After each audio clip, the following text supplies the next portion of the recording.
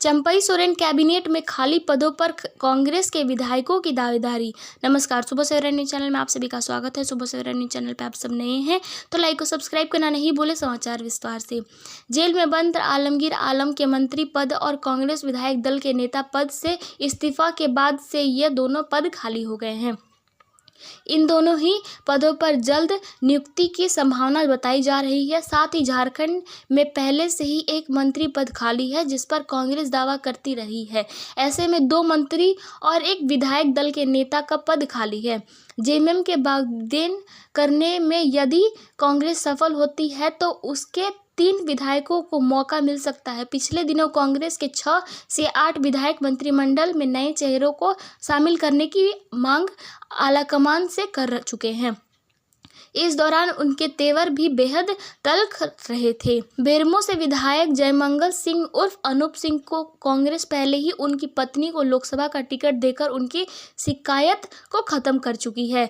रही बात शिल्पी नेहा तिर्की की तो वह पूर्व शिक्षा मंत्री बंधु तिर्की की बेटी हैं। फिलहाल बंधु तिर्की झारखंड कांग्रेस के कार्यकारी अध्यक्ष भी हैं। ऐसे में शिल्पी को मंत्री बनाने की संभावना कम ही लग रही है।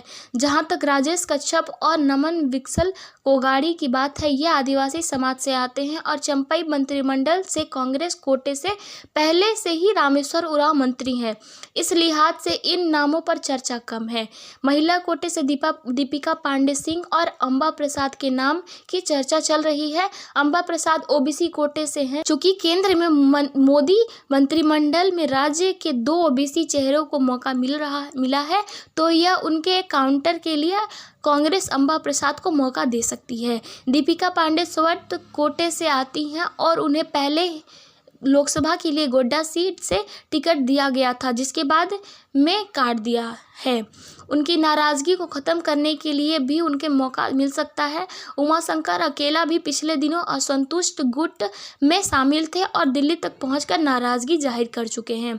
ओबीसी कोटा और उनके अनुभव को देखते हुए उन्हें विधायक दल का नेता भी बनाया जा सकता है।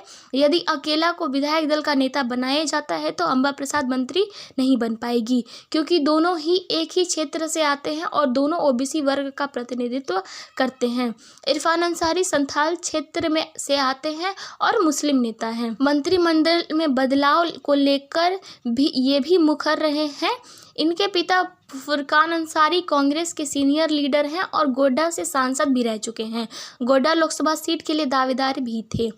वहीं इनके इस्तीफा देने पर मंत्री और विधायक दल के नेता का पद खाली हुआ है। वह भी संथाल क्षेत्र से ही आते हैं और मुस्लिम नेता है। इस लिहाज से इरफान अंसारी का पलड़ा भारी दिख रहा है। हालांकि इस क्षेत्र में हजीफुल हसन मंत्री हैं लेकिन वह जेएमएम के कोटे से हैं। कुल मिलाकर देखें तो दीपिका पांडे सिंह और इरफान अंसारी की दावेदारी मजबूत दिख रही है।